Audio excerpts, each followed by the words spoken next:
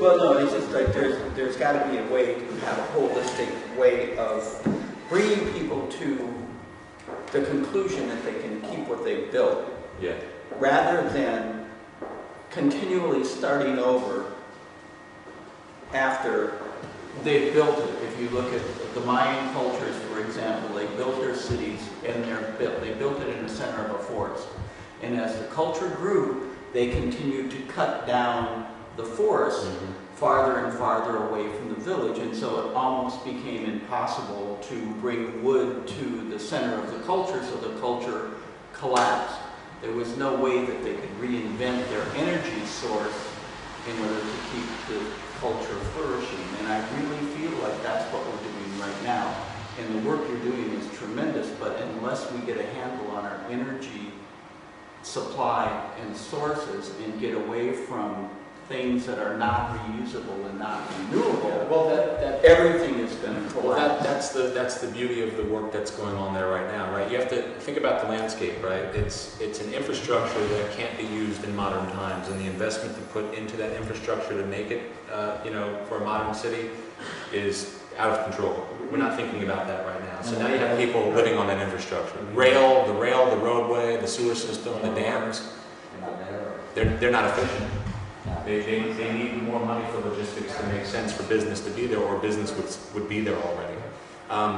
So what you do have is people going off the grid, so to speak, right? But to keep them off the grid, then keeping them off the grid would be a function of what opportunities they have, what opportunity cost that they're staying off the grid. Right now there isn't an opportunity cost, so they're going to be off the grid.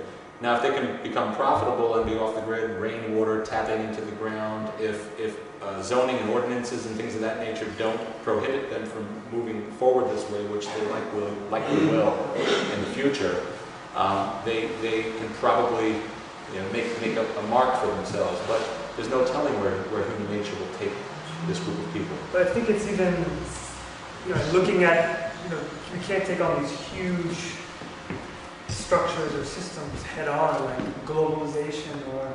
Well, no, this has been awesome. Basically, this community has been cut away from the rest of America. And we said, fuck you, we're not going to deal with you anymore. So, excuse my language. And so basically what's happening is you have an opportunity here to build a holistic community that's going to be independent. That's what we're talking alternative currencies. We're using diverted landfill materials for every bill. It's sensational, but is there a way that to sustain is there a way to sustain that? And I know it's a really huge obligation. But I don't know. It goes with the education. But if that community can, once it's clean, if you can clean up the Superfund sites, I think it would be almost impossible, but say everything works correctly and you get this whole thing cleaned up and everything is, it's like a little paradise. A little utopia. Can you, and I'm all for this. I think this would be tremendous if we learned how to live within that framework. Our lives would be much more. But the thing is, it really comes down to what the people want, not what we want. Yeah. So when they want comfortability, right now they want heat and food and water, and eventually they're going to want more opportunity, and they'll figure out ways to be ingenuitive and create that for themselves, and invite business in that's not theirs. Where is heat from? What's that? Where is heat from? A lot of times it's human body. So they'll stack up, 20 people in a house, stay on one floor for the winter, burn kerosene, gasoline, things of that nature. Put a lot of bunny rabbits underneath their first floor to generate heat from below, stuff like that. There's also a portion of Flint that has geothermal opportunities, so folks are tapping into that. Roofmont is funding a lot of that. Now, there's a big thing going on there. I mean, I saw there's all kinds of art things happening in Flint. Is that right? There's not really nearly as much art in Flint as there is in Detroit.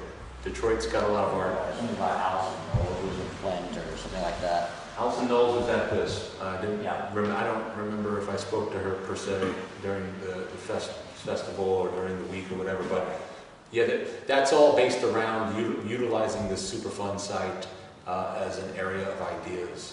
communication. What about people who are living on those sites though now, who could get sick because of whatever is in that land? Yeah, well, this How is do we basically know that? this is the story of that forever. I mean, it's, you know, if there's a river, there's a lot more water underground, and that contamination has been flowing around. Now does the ground do a lot of filtering of that? Sure, but are there VOCs? Are they making their way up? Of course. Yeah, toxins all over the place. There's toxins all over the Carcinogens. place. Man, there's toxins all over the place. For 100 years? Yeah. 100 years. Yeah, Yeah. it's- 100 years of just letting just sending it off into the world. But this is in a way, this sounds like almost like it's education that people wouldn't receive otherwise. You know, education in the sense that educating what happens when you bring people together to actually think, you know, in a concerted manner, in a focused manner. I mean, it's educating on what is actually possible and what resources are there for the taking. You know, should people, you know, have I know you're facilitating it essentially. Yeah, well, you know, for me, it was really about teaching, and I also brokered in a person from Brethren, Michigan, that's about 3 hours away, to go there and work with the community day to day to set up these mushroom houses so that they can have food and try to sell to fancy Detroit restaurants and stuff like that jump an economy there. But I mean, going into the education, I mean, after coming back, a high school just closed. It's done. They don't have any more funding. The state won't give it to them. The Fed won't give it to the state. High school's closed for the year. If you're going to graduate, you won't get a chance to. That's a reality for these kids now. They're offering, they're offering. It's, if you want to go, a skills camp. So there's no high school in Plainville? One of the high schools is now closed. Since just coming back. Literally, I read this in the Russian Times like a week and a half ago. Russian Times. Wow. Not our times. And then maybe the biggest, I think one of the biggest challenges going forward in this country is reclaiming education, or how to make education a common resource for people growing up. Right? It's becoming more and more exclusive. Yeah, a common resource. I mean, it's been turned into a resource. Can you afford it or not? You know, can you buy it or not? Well, another thing too I hear is a conversation about how so many small communities feel like they don't have any money. Oh, they're so poor, and that's what you hear over and over and over again. Oh, somebody should go fracking in this country or in this town because we need money. They don't have any money for any other thing, and so the only way they can think of developing is to do something that's going to actually be devastating in the long term, maybe even over the short term. So, you know, so we don't have access to these. Well, you're talking about access to these things. It's just that people, for some reason, don't. But I think that's part of these projects is taking people's eyes away from money. Yeah. And taking those, working in Integra Village, you know, Yogi actually introduced, he says, money is like blinders. Money is blinding us. You can't see these, you know, I can't see these certain things because of money. That's all we see. And much like in these projects, you show people that money is a resource, and you take them away from that idea that money is what is needed to make anything happen, and you make things happen without money. And that's, you know, like economy, you know, preceded money. And it's in terms of people working together, people making things happen. People have resources to share. It's just we're so intertwined in the system in which everyone's looking to. Only way in which we can make anything happen is if we use money instead of, you know, working together. Or a large so many corporate shared format. resources. Yeah, but I think, you know, all these projects happen by human capital. You know, even this notion of social capital is to what degree will this group of people actually help each other? Well, and maybe even enjoy that. So when you say human capital, all the companies say that. Chevron says that Yeah. too. I'm here in New York City. What can I do? What do you want? I just drove to Flint. It's about a 14-hour drive if you didn't stop. So I just drove there. It took me 18 hours. I had supplies in the mushrooms. They had to be very specifically kept in order to fruit at the right time, so I can really be effective with my education. You know, if you wanted to go to Flint, if you can disconnect and help for time, I can put you in touch with folks that can, you know, utilize. I can't go. Okay. Here. I don't know if you have an area of expertise, maybe you can help from a distance. if you can, you know, come up with a lesson plan for a counter, you know, education program, if you can revise a lesson plan, if you can be part of a brainstorm. I mean, it can be very low investment of energy. You know, James Andrews or those people who are there. What are they doing? Like Andrew Curtis? No, James Andrews. James Andrews. And also some other people. I get messages all the time about Flint. I'm getting all kinds of. Oh yeah, James was actually. Now that you say that, James was at one point going to catch a ride with me back. Okay, so that whole project on the Superfund site originates from those four gentlemen. So it's Andrew Perkins, James, Stephen, and Jerome. Those four people actually were able to get the capital together and to negotiate utilizing the land in this capacity to make it a public space for people for X amount of time. Now they live there for the most part full time, and they are coordinating coordinating funds through the Ruth Mott organization to do these house rebuilds, to allow people to divert 100% from the landfill, rebuild the house to certificate of occupancy, and then live in it for $1. So they're doing a lot of work. How do they make money? How they There's grant. There's people actually. Ruth Mott mainly is putting a lot of money into it. There's no real economy. No, not at all. But that's And the what is old. General Motors doing? What's that? What is General Motors doing? GM. They're gone. They're gone. Yeah, they're down and consolidated in downtown Detroit. And they're paid for by the U.S. government. Oh By yeah, the yeah, US they're government. taken care of by our tax dollars. Right. Well, But they're not- Until you get into the accounting and really figure out that's not the case, but Yeah, they're not contributing to anything, right? they gave $10,000 to do tree planting this week. I saw that today. But that's the extent in which they're helping. Wow.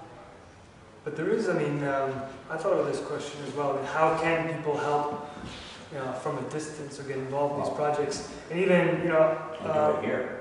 or do it here, but Do it here. even, you know, you mentioned Hope as being a large provider of what these, or provision of these projects. And likewise, I mean, in the village in India, you know, what I thought even this group could help out with, and some other people, is simply telling a story of how they've seen change happen in a neighborhood, or how they've, their experience of being involved in something that's been successful, which they've been able to take control into their hands and make something happen. As a means of just providing a story of hope. Because in a lot of cases, that's just what people need. In the situation I'm working in the village in Tigra, in Gurgaon, people are reluctant to say, you know, they're saying, you know, they have the power. You know, we can't really do something. And that's where hope comes in. Because everyone there realizes if you want to make anything happen, you need physical action. Talking isn't going to do anything. You need direct physical, to do something physical. And that's where hope serves to fuel people to getting to that point in which they will. And once people start, people follow. And I think, and that's really interesting that it is a mindset. It's really a large part of this, in terms of things happening, isn't the money, it's a mindset. Do people actually believe in what they're saying? Or they're just saying, we should, we should, we should. I mean, to what degree do people stand behind these things? It's the same mindsets that go into marketing. It's the same mindsets that lead countries to war. As soon as you have enough people behind them, you know you're there. And I think the same hope and mindsets can drive the positive too, at the smaller scale. So even that, I was thinking of, you know, just getting a small interview of you or anyone here who has a small story of seeing something change or making a small change in their neighborhood or community, and just projecting that there, because little things like that can feed people that need to take the action in their own hands. They need reinforcement and they need support because they're going against the grain. That's the key, going against the They're going grain. against the grain. You know, they're marginalized. They're like, Yeah. they've been, look at the Flint, they've been thrown away. Well, there's land. You have land, is that right? There's land. You have those reform sites. And There's a land bank. There's a lot of spare territory. There's folks right now that are starting the economy there with growing of marijuana. Now they're trying to get the industrial hemp there, but there's very relaxed laws in Michigan now. I actually met the gentleman who pushed that through. He's just He's just an older, ex-punk from the days, and he moved out to Michigan a long time ago and started raising his family there. And he had a particular bone disease, which the federal government allowed for medicinal marijuana, and I guess different states or something. He was able to parlay that over with some old laws in Michigan and get it open that you can grow X amount of plants if you're a caregiver and all that. So there is an economy starting there. They did build a pretty big prison, though. It's 5 stories tall. They built that in the late 90s as a response to GM pulling out the 11 plants in '86, just because it resorted to a lot of violence. And there's $50,000 to $60,000 an inmate in private prison in this country right now. So they'll figure out ways to fill them with the folks in the gray area of the marijuana business. But it is helping people sell other things in town because marijuana is there, just like what you see in California and the reason why it's been opened up in Colorado and in Washington, just because there's the ripple effect. And I guess what I'm trying to drive is that you need land. Without land, you can't do anything. Is that right? For sure. It starts with land. And then it turns into what you do with land to the extent in which you've peaked that capacity. And then, you move to the next era where we are now, like vectors and information and making magic up and trading things that don't exist for profit. But I'd say land is the last issue. Land is like the last thing to worry about in making these things happen. I mean, have you been if you go to Detroit or Flint, you can buy a lot of land for $1. Well, he's saying the land's available. Land is available. It's there. I have a proposal, a project about Jamaica Bay. And I found out that the 25-acre power plant now owned by National Grid is going to be demolished. So that land, 25 acres, is essentially available. Wow. Now I can do something. Before I knew about that land, it's just talk. Right. But that's what I'd say is you have the land, but if people aren't, and this is where it goes into more than just education, if people aren't equipped in their minds with the idea that they can do something on that land, if they're blocked, if they're kind of tied down, nothing is going to happen. I joked with, I did a project in a slum in Bombay where people come in, they find work, boom, they're making money. There's no blocks between each other. And I remember spending a month in Detroit, living in an abandoned house and doing a community project where there's just conflict between everyone. And people are very reluctant to even move.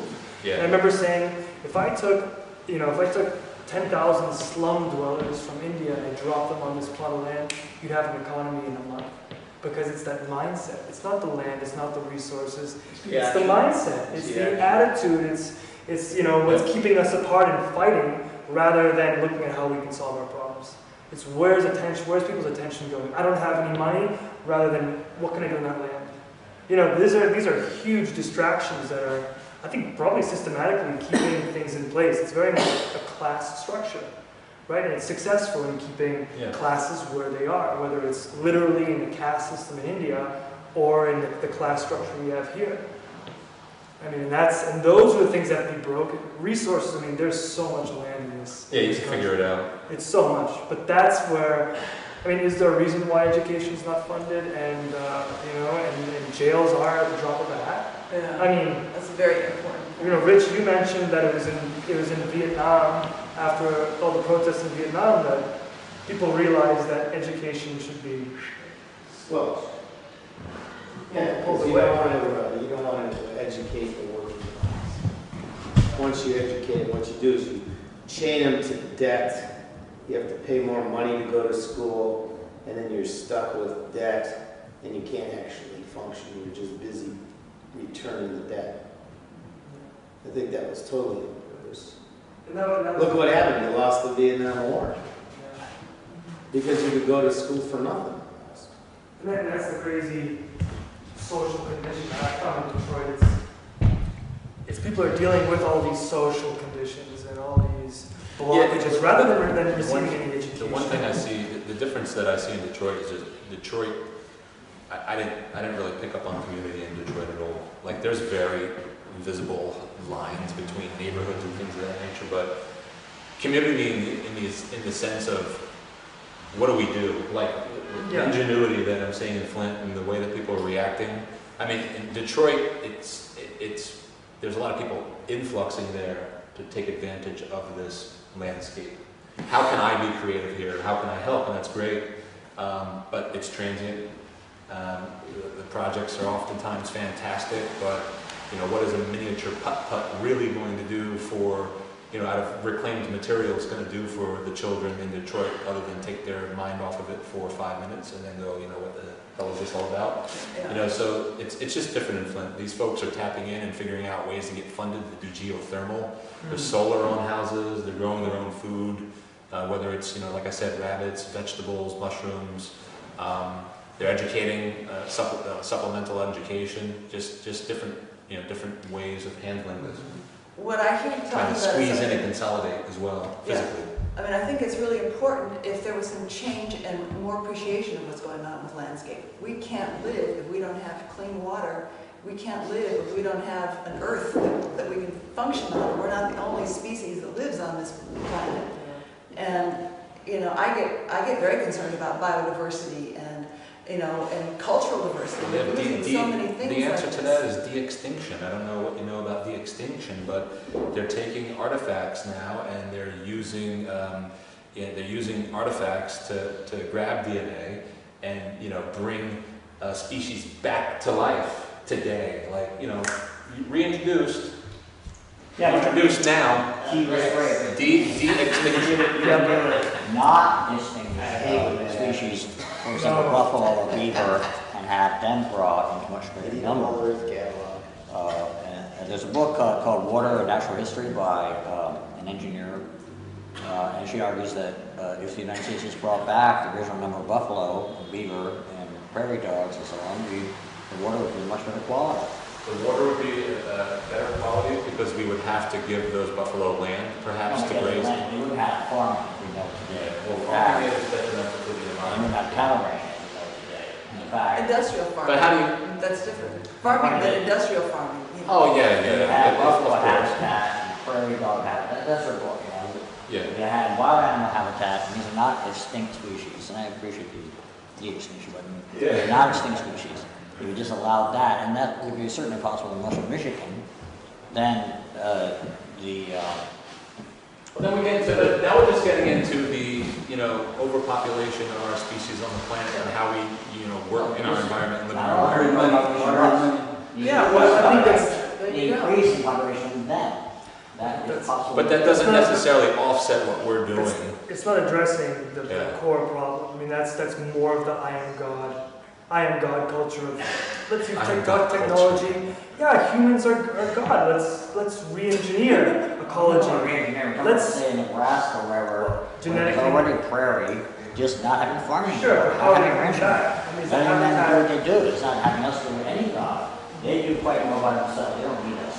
Well, I mean, I'm saying we're God by going into He's the saying DNA. hold back hold back in areas where we may, our practices may lead to extinction, and just hold back our practices so that we don't create extinction with something that's already Well, our here. territory is populated.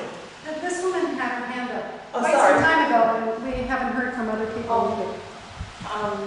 Did I have a Yes, you did.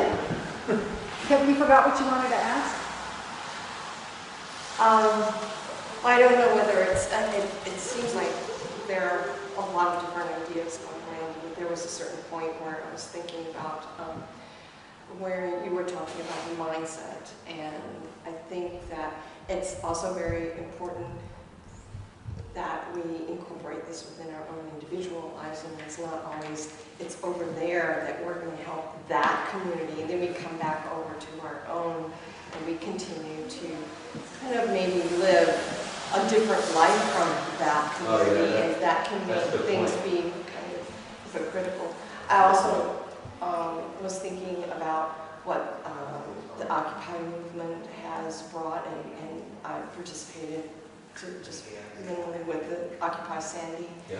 and how important in terms of the mindset, and how that is so much bigger, but it's all a part of, I think, the same conversation about shifting where our focus is and our dependency, and shifting the way we go about problem solving. And, yeah.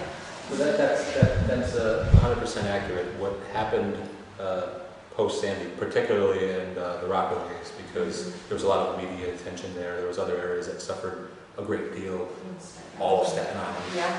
right? Coney Island, even Yeah. beyond what the Rockaways were.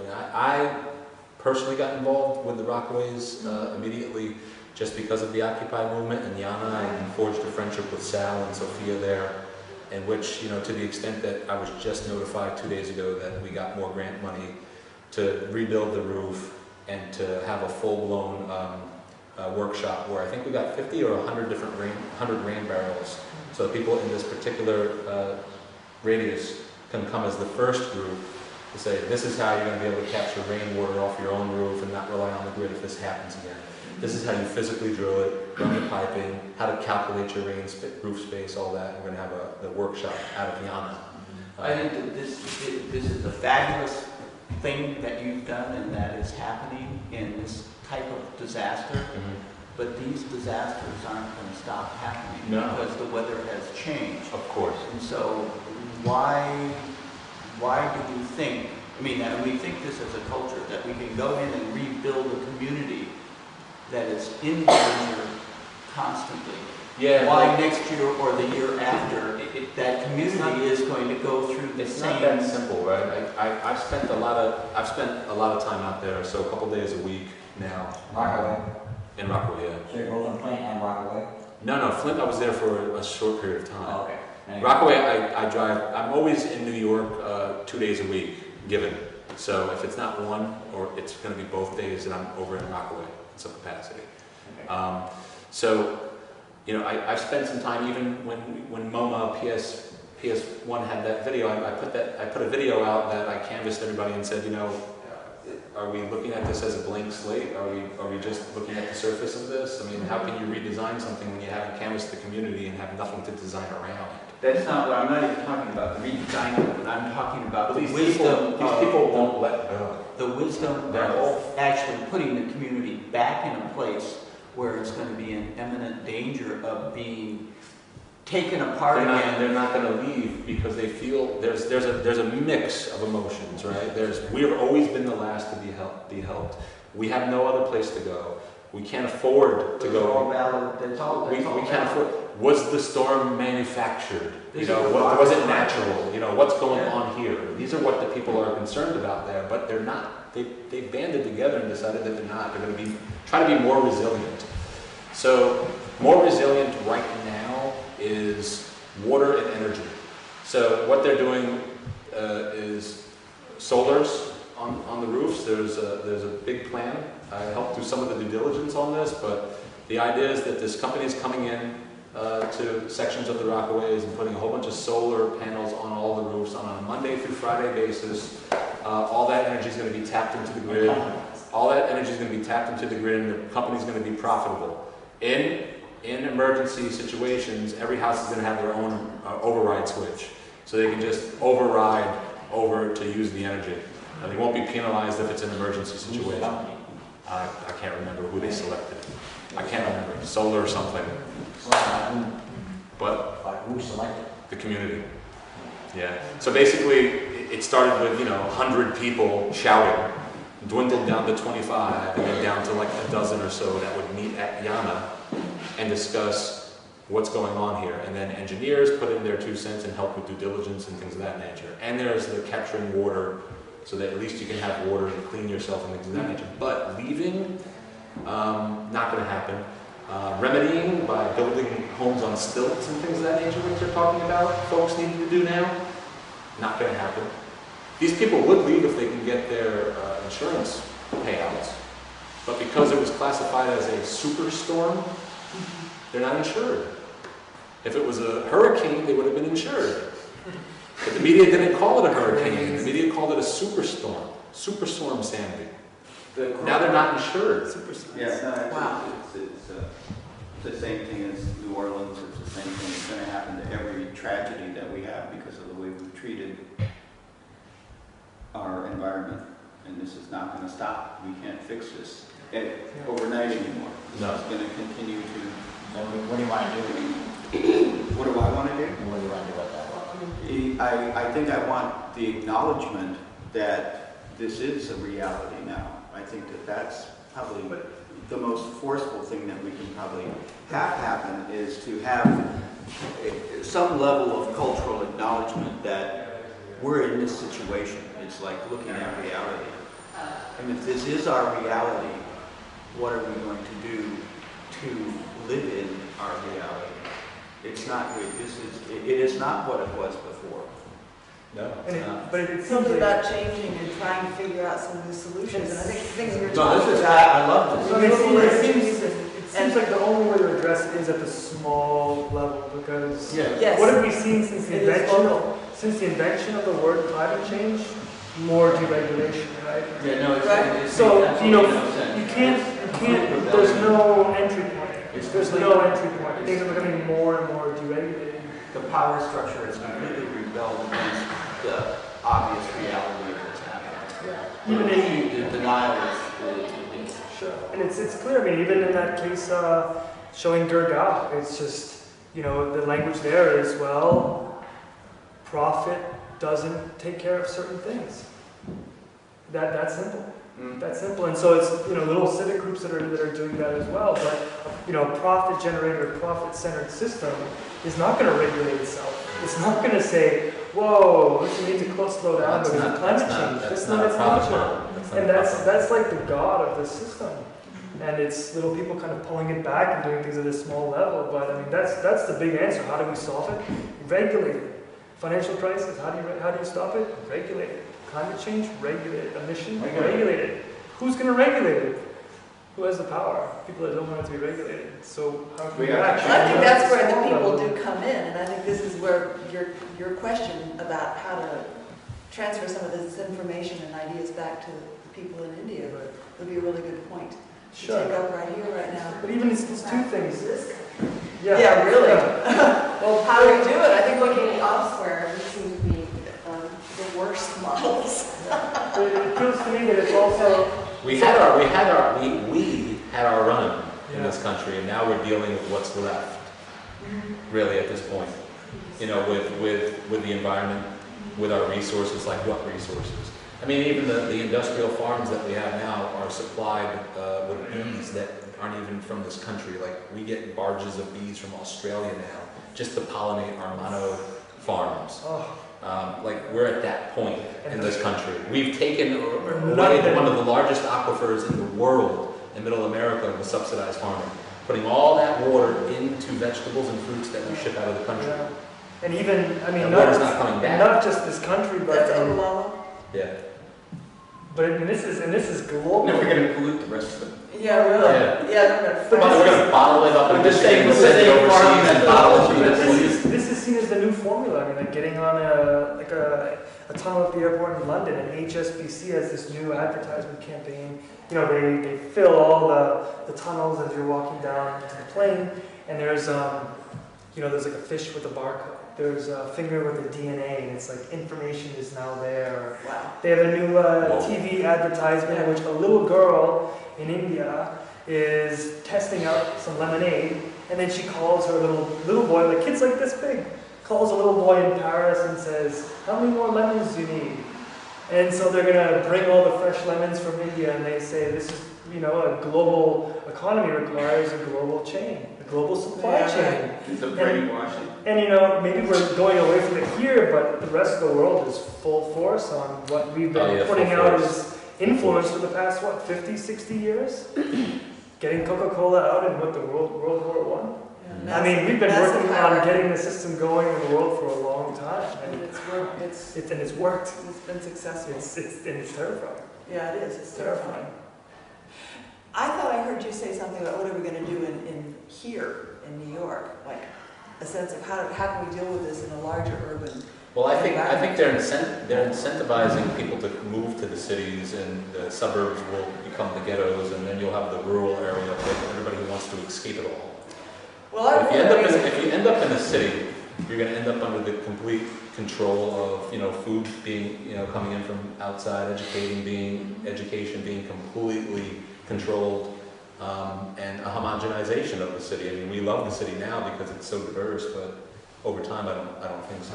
Yeah, it's a monoculture. It's a monoculture, yeah. They'll condense. Well, in business for sure. Yeah, you take the major cities across the states, and they'll just, be taller and deeper and full of people But that's a real issue that have money. in the rural places, because people don't figure out how to have a living there. We're in the Our city. culture hasn't encouraged. It doesn't have to that necessarily be a living though. When you get rural enough, it's not a living per se with means of storing value and exchange in dollars, but alternative currencies coming out of like in the Ithaca region and stuff like that. Just time banking and exchanging my apples and grafting trees so I can have them in different seasons with your ramps and us coming together and doing things and living a vegan lifestyle if that means, or hunting for your own food and things of that nature. Trying to live simply out in those rural conditions. People are changing their homes too. They're becoming passive homes and they're using. Yeah, now you have things that, straw bale homes, hempcrete homes. I mean, you can build homes for under $10,000 that are beautiful, modern, and 100% like almost off the grid, especially if you can get into geothermal. You would be 100% off the grid. And that's upstate New York. There was a bill passed in New York, just at the New York State Assembly, the New York City Council, that they want to donate money to find out where in Manhattan and the other boroughs geothermal can happen. And there actually is a huge block in Park Slope. Manhattan. Yeah. The Rock. This just happened. No, it actually, There are several homes in Manhattan. there's geothermal in Manhattan already. I hear about this, but like on a large scale, you'd be breaking up the rock. Well, if you do one well It's per, possible. And then let it per block. Yeah, let it flow, exactly. yeah. Do a well per block and then. Hey, I'm down for if it works and we can offset it, carbon-based, energy, sourced energy, of course. 100%. It would be perfect. It would be, Yeah. well, so, and add wind and add solar and even wave, like, Well, tidal energy is something that we can realize right now if we wanted to. That's viable, more viable than the wind for us at this point. We've covered some. Yes. Make an observation. I want to support what you said about, what you were talking about, the caste in India, and one of the things I've always noticed, and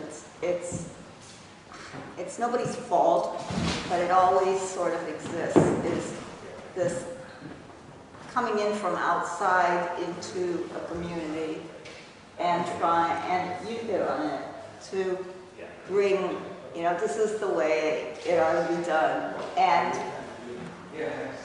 I mean, it's a problem because you have people like the villagers in your area, in your village, who they've given up hope. Their only hope is they're going to have a successful lawsuit, that they're going to strike oil in their land. That was a family thing in my family. Or, you're going to win the lotto. So that's their way their hope has been constrained. And it seems to me that all these discussions of privilege, and I hate that in political discussion because it always makes everything stop. But one of the positive things about it is to sort of figure out whether the system works for you or not. And maybe that's what we ought to get back to. Is the system working for you short-term, mid-term, long-term? And if you get it on that basis, it's not an either-or. You've got privilege, I don't. You're from the outside telling me what to do. It's like what you have, because privilege is really resources that either come from family or education or technical stuff. So I guess what I'm asking is how, particularly you, Justin, is how your technical ability, how you can convey that without telling people what to do. It seems like you do a good job because of your experience with the Rockaways, saying these people don't want to leave, that you can stand back, but maybe the two of you could talk about that challenge. I'd say in general, it's not, you never step back per se because you're always behind. And it's simply a process of asking questions and following those questions through. I think that's being Well, like a good example with you is you thought you were going to go out there and work with organic farming, and that's not what they needed to learn about. So he used his capacity to be helpful in a way that worked for the people. I think that's really what it is. You go out there with the best of intentions and say, "Hey guys, how can you use me?" And the other way around, it's also allowing yourself to be a resource because you are from the outside. Well, who's paying? Who's? Who's paying?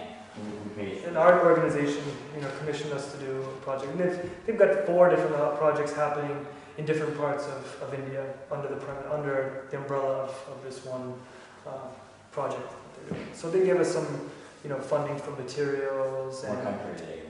In Delhi, in India. So. And so you apply and then you get a grant. Yeah, and I'm like the only non-Indian artist who's ever gotten it. So somebody so the Indian government is paying an applicant for a project, to do a project. Well, it's an organization. It's not a government, is it? No, it's not a government. It's an organization. I mean, they do their fundraising, and then they want our project to be long term. So you submit something in writing. We submit essentially a narrative. Okay, this is the place. These are the issues. We're going to go there, and the idea is to look at reconciling these ecologies. And then you get into it, and you see what comes out of it. You see what people have to say, and you respond to it, and bring people together. And you use art and creativity to help people visualize, to help bring the conversation into a visual environment that may otherwise be oppressed and repressed inside people. You bring it to the forefront to try to work through it, essentially. And that's where we're at in the project right now. And the organization that gave us a little bit of money and commissioned us to do it, they're looking at getting more funding so we can continue it for the next year. And so go back and now the 6, 7 actors that came out after we did this event and engage these ideas of rainwater harvest and engage ideas of what's going to happen to this lake, they say yes, damn right, I'm sick of this Brahmin shit, I'm sick of this fucking caste system, I'm sick of this, we have to look beyond that. And this is the young generation. So they want to be actors. And our role now is to facilitate them and to help kind of guide them, to help consult them, bring them together with other professionals. They're going to take, next weekend, they're taking a field trip, this group of 5 or 6 youth actors. They're taking a trip to a lake that's been successfully restored in Rajasthan, which is another region probably 8 hours away. So they're going to go there, and we bring it together with an environmental engineer and an ecologist that's essentially ready to help out in restoring this lake. So it's about building the bridges as well to people outside of the village. And when I get involved with a project that's just not like on my block, I oftentimes get pulled into a project knowing very little about the project other than there's some sort of there's a catastrophe or some extreme environment, and my intention is to go out there and learn more about it while I'm there, and then hopefully find a way to use my skills as an engineer or a designer or whatnot to reach people. You're an engineer? Yeah, well, I went to school for engineering. Okay. Yeah, I just apprenticed with folks to learn different types of craft, so I consider myself an engineer, and I get involved in public space to kind of mix things up regularly. So you're accredited, somehow somebody recognizes that you're an engineer and they say, okay. Well, yeah, I mean, that because I'm living in New York City, I'm playing in the space of non-convention and mixing up things publicly, so I've gained a reputation for being able to make fun of things to get people's attention to the point where I can redesign solutions. So because of that, sometimes I get a phone call, and the Rockaways thing was, let's go. So my wife and I were just out there for a week or 2, just digging people out of the basement. I wasn't asking questions. I was just, the only question I was asking was, do you guys need help on this line? Yeah, sure. And then we would pull buckets out, and that lasted for a while until everybody was pretty much cleared out for that first round. And then it was like, okay, how do we bring people to places where they can, be most effective? And that's how I ended up over at Yana. With Flint, It was that, somebody knew that I'd been working with mushrooms and I had the capacity to design with them for remediation, and I had a passion for, educating on mushrooms, because people are afraid of mushrooms, they don't understand how they work, they feel if they're allergic, they feel that they can die from them, and they're fairly easy to grow. They can fetch a high value, $7-10 a pound at a farmer's market or a nice restaurant, maybe a little bit more than half of that, but it's a good way to make business. The friend of mine that moved up into the middle of the woods on Ghent has a 550 square foot barn that he uses, grows shiitake and oyster, and makes $3,500 to $4,500 a week, selling to a farmer's market up there and a couple cafes and a restaurant. So to be able to bring that economy to a collective in Flint was really what my objective was. Now, when I went out there, I befriended a lot of folks and taught a lot of people how to do it individually. And there might be an opportunity for that to happen with another person I have coming in to support that while I'm here. When I go back for the longer term project, that's going to be rebuilding homes from the inside out to make them occupiable, so that they can be had from people who live there that don't have a job and they can live in them. But they will be fitted with solar and geothermal. Did you see that? I think we need to, sorry Margaret, let's go for one more question, and I think we need to probably wrap up for the day. Okay. But We have very no excited tape. You about want to this. do these interviews, I don't know what you're going to use. If anyone Anyway, It's just really fast. There's an article in the New Yorker this She was week. talking about it. Okay, on the mushrooms that and uses for the, packing material. yes. Yeah, they've been doing it for a while. This whole mycelium revolution, which is the fungus that fruits mushrooms, this whole revolution is beautiful because it creates such a dense substrate that it can be used for dampening of sound in studios. It can be used as structural material, as there's a gentleman, Philip, somewhat or another out in the West Coast. He's been developing blocks and he's building homes out of these blocks, kind of like straw bale houses. So it's very inexpensive forms of living. You have people, instead of using styrofoam and peanut packers, using mycelium to grab their wine bottles for shipment. So there's a real revolution in that. Curing cancer. Certain types of breast cancers are being cured with turkey tail mushrooms now. Oysters remediate heavy metals and PAHs and stuff like that. So there's a lot out there, to work with still that we've really moved away from. But when you end up in situations where you have to live off the land again, really, you need to have that education. You need to know how to inoculate your own logs with mushroom spores so that they'll develop food for you. And if you're too afraid to do that, you'll never get around to it. I mean, more attention in general is being placed on natural resources. Yeah. Investigating, thinking about them, right? Yeah. And back to what you were saying about the system, this is about changing it. Yeah. It is. It's totally about changing how we're living. Yeah. You didn't get to really ask your question for the. Oh, I mean, I can do it on a small camera, but yeah, it's people individually. But it's. I think a lot of what you were saying is what would help them already. I mean, in the village I was in. Yeah. I mean, no, I can't help them. They have to, we were Well, saying before. maybe you could talk about what's going on in this country as people have been growing mushrooms and people have been working to do change in the world. Sure.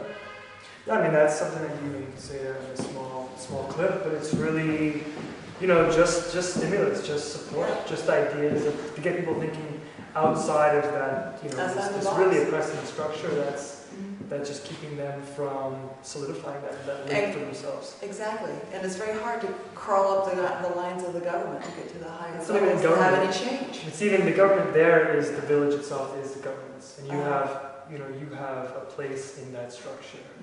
Depending on how long you've lived there, depending on what class you are, what caste you are, all those things determine the level of your voice. And of course, it's been abused to give power to a couple of people in the name of money. So that's really what this is. Even these interviews would be about, in supporting everyday people to come together to reclaim some of that power that's been so consolidated in the top. And in that sense, it's the same as what we're seeing here.